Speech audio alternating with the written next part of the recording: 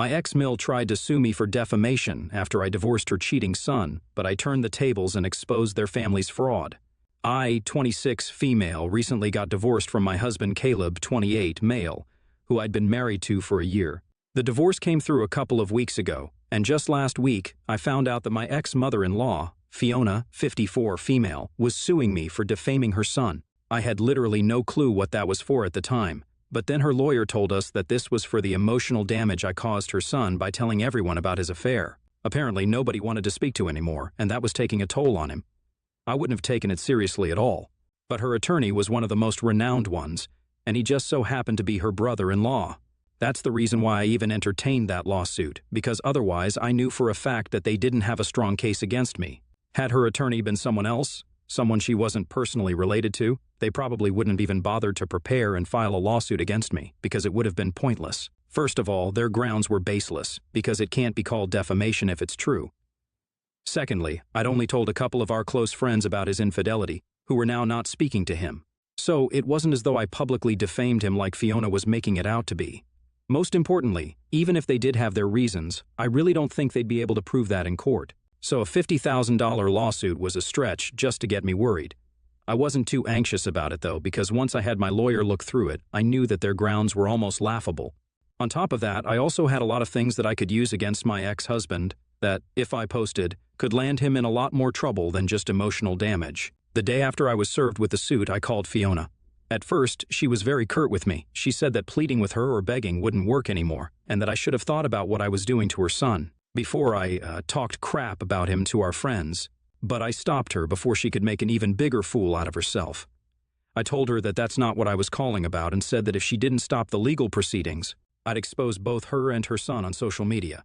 Then things would turn very ugly for them once people knew what kind of a fraudulent scammer family they came from. I was referring to Caleb's arrest at his past job, where he was fired for embezzlement. Only I and his family knew the truth about why he was let go from that job, but his family didn't know that I was aware of the truth. He told everyone that he quit because he didn't see a future there, but actually, he'd been caught trying to embezzle the company's money. And it wasn't some insignificant amount either. It was almost $25,000. The only reason he didn't lose, his reputation and the company didn't go public, was because his uncle, the attorney I was talking about, had fought for him tooth and nail and prevented the case from going to court. He paid the settlement amount from his own pocket to prevent his nephew from ending up behind bars, which is where he belonged. His uncle was the reason the news of his fraud was quashed before it got out of control, and that's why he even has a job now.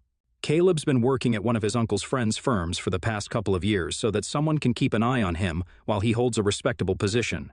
Everything worked out well for him in the end, all thanks to his uncle. I know about all of this because when the embezzlement incident had taken place, he and I had been living together. Despite his family telling him not to talk about this, he had told me. And I'd even consoled him like a fool. I was too much in love with him to see him for the slimy douchebag that he was, so I kept my mouth shut about it as well and even used to reassure him that everything would be fine when he'd be crying to me about how tough life had become for him, how he regretted getting greedy and things like that. I was his shoulder to cry on at his lowest, and then he cheated on me after 5 years of being together with his high school ex. But that's all water under the bridge for me now. I've moved on. The reason I'm here is not for him, but because of his mother. I'm sure the fraudulent genes were something Caleb inherited from his mother because she was also quite the con woman herself. I knew about this from one of Caleb's sister's exes. Caleb has 2 siblings, an older brother, Kyle, and a younger sister, Aria. All 3 of them have an age gap of 2 years. Aria's college boyfriend, Marcus, is a coworker of mine and a really good friend too. When I told him about my relationship with Caleb, at first he'd been really happy for me, but then a few months later when I showed him a photo of me with Caleb's family at Thanksgiving, he seemed a little shocked. That's when he warned me about Fiona and her tendency to go after her kids' exes just to rip them off for a ton of money, because she thinks they're all naive and stupid and that she can get away with it. After Aria and Marcus had broken up, she'd called him and screamed at him for breaking Aria's heart so badly that she'd apparently ended up in the hospital after binge drinking. She demanded that he pay the bill for it. Marcus was not some wealthy guy, he was just a college student. But he still sent her all the money he could manage at the time because he felt guilty about whatever was happening to Aria. 2 days later, though, he saw her back on campus, and she was doing just fine. He did try to question Fiona about the truthfulness of what she claimed, but she lashed out and sent him photos of Aria in a hospital bed. He felt guilty for questioning her, so he didn't push it. But months later, he realized that Those photos were not from the same time as their breakup, because at the time, Arya had had a couple of pink streaks in her hair. In the hospital photos, she had no streaks at all. By the time he realized it, it had been months since their breakup, and he didn't want to drag it all back up and stir the pot, so he just let it go. He was the first to warn me about Fiona, but I didn't listen because to me, Caleb was the perfect guy, and I was going to get married to him come what may. Then there was another instance at Kyle's birthday dinner party, where I was sitting with Caleb's family, and his brother Kyle told us all that his ex had wished him a happy birthday. At this, everyone laughed really loudly. Then Caleb said something like a joke about her having to pay for her sins in the past, and then his mother said, literally, and they all laughed again. It felt like an inside joke that I wasn't in on. I didn't understand what was so funny, so I'd asked about it on the way home. Caleb had said that it was just an inside joke, so I didn't need to worry about it.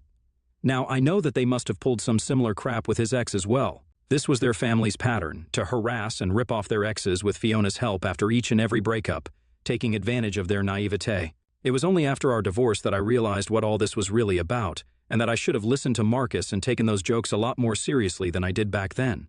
But anyway, this was what I meant when I told Fiona that if she didn't take back the lawsuit, then I'd be exposing her and her son online, and that wouldn't be pretty. It wasn't because I was afraid of having to go against them, but I just really didn't want the hassle of going through the trouble of negotiations again so soon after my divorce had been finalized. I was exhausted. It was mostly because of Caleb and his family, since they'd been absolutely horrible to me throughout the divorce and didn't leave any opportunity to make cryptic posts to insult me, which I never said a word about because it wasn't worth it. But even that could be considered defamation if it really came down to it. So, on the phone call, I told Fiona that if she didn't take back that lawsuit, then I'd tell the world about her and her family's cons. She got all huffy and nervous and then disconnected the call after calling me some names. But a few days later, she did take back the lawsuit. I thought that that would be the end, and I wouldn't have to hear from her or her son again. However, yesterday, Caleb showed up at my door and was furious with how I treated his mother. He told me that me threatening her was a disgusting move, and it just showed that he'd been right to dump me for a better woman. I was already pissed off, so I told him to shove off and slam the door in his face, but he continued to scream at me loudly from right outside the door. I would have called the cops on him, but I thought it was going to backfire because he was actually accusing me of blackmailing his mother. He said that if I was so sure of myself and knew that I had no fault in this, then I should have gone ahead with the lawsuit and duked it out legally. But instead, I called her and threatened to expose them all, which is the phrase I'd used.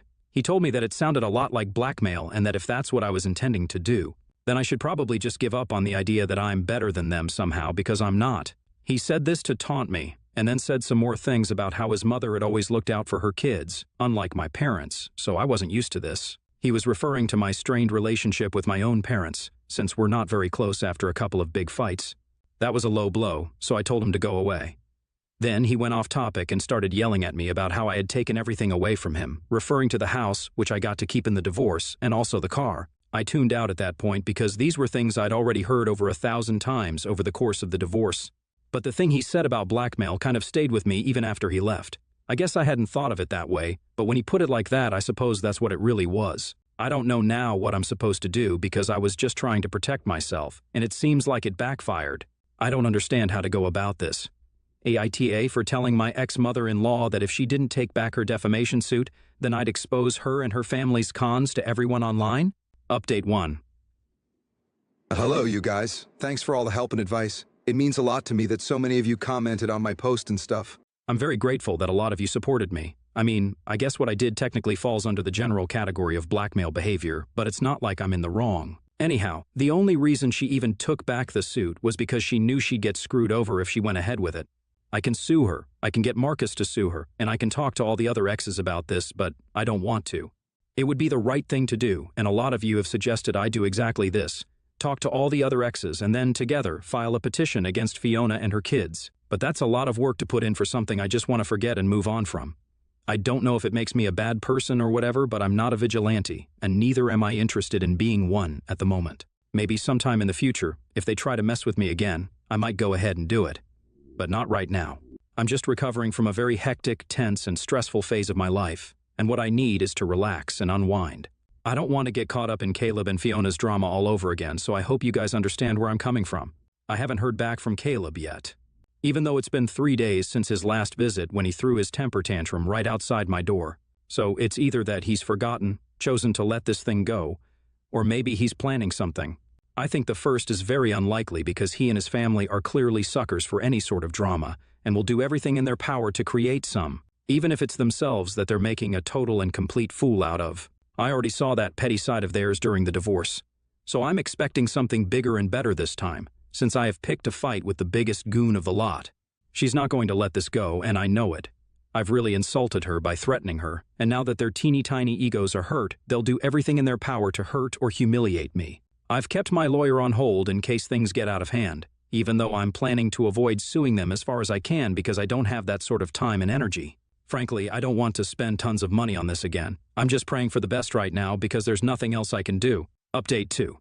Okay, so I was right about them having something worse in mind for me than just letting me off the hook with a phone call or some half-hearted lawsuit that they knew they were going to lose. They decided to drag my parents into this, and it was a disgustingly low move.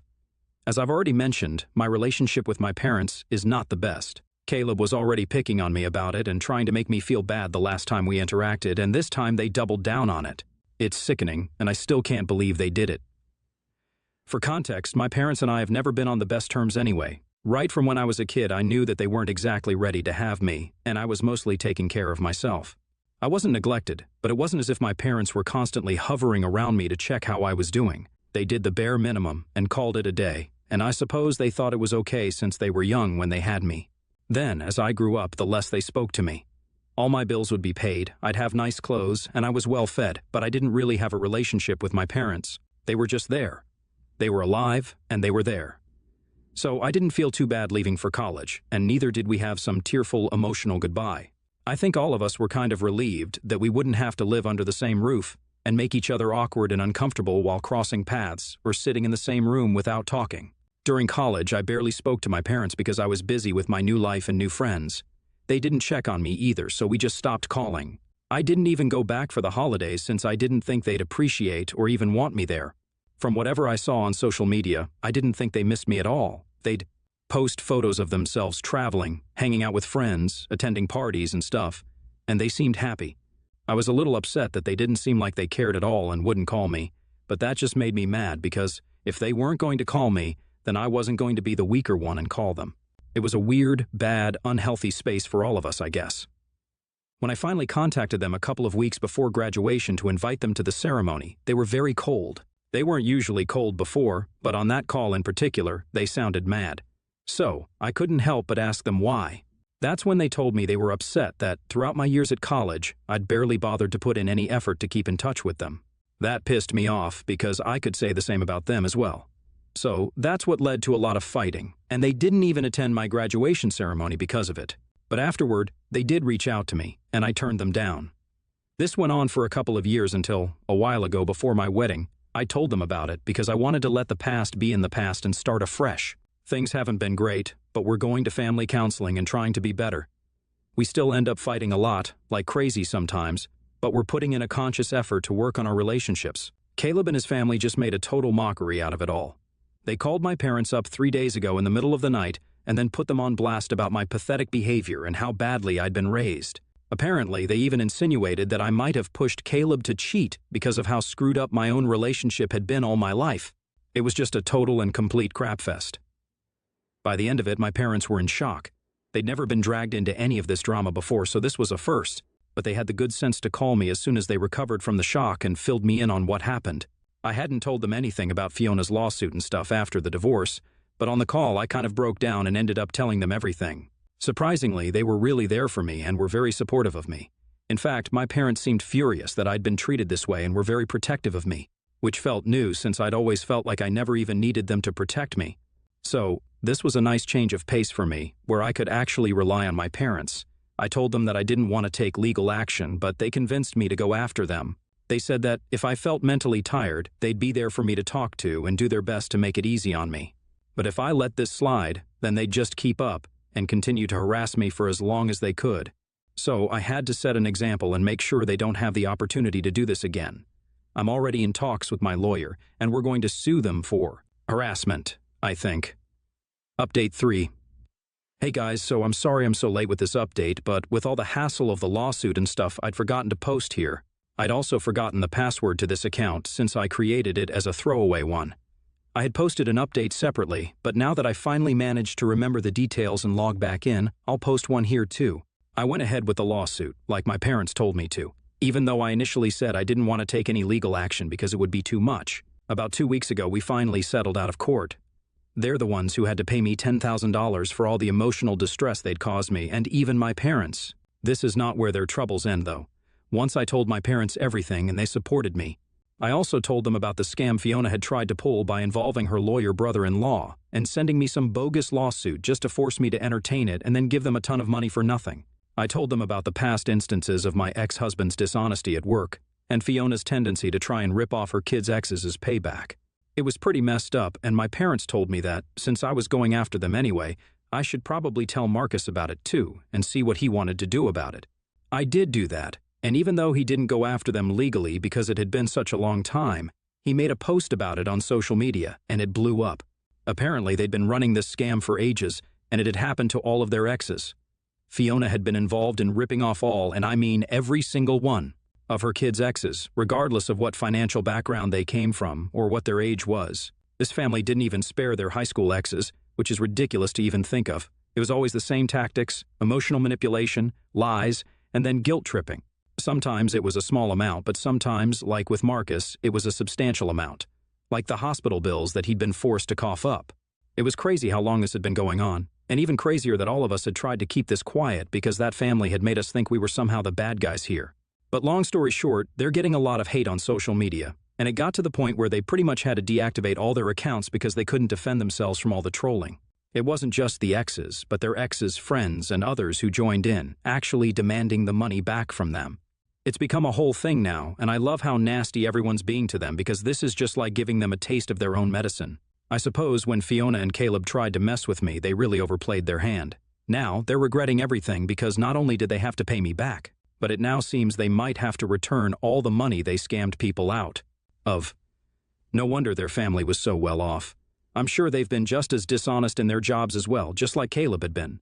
There's not a decent bone in their body, and this is just proof of it. At least I'm not part of that family anymore. I've managed to get a restraining order against them too, so I'm not worried about them bothering me after this either. I'm glad that this gave my parents and me an excuse to kind of get back on better terms because ever since that phone call they made to harass my mom and dad, we've all been a real unit and have dealt with this like a real family would. I'm so proud of us for doing so. Life's good right now.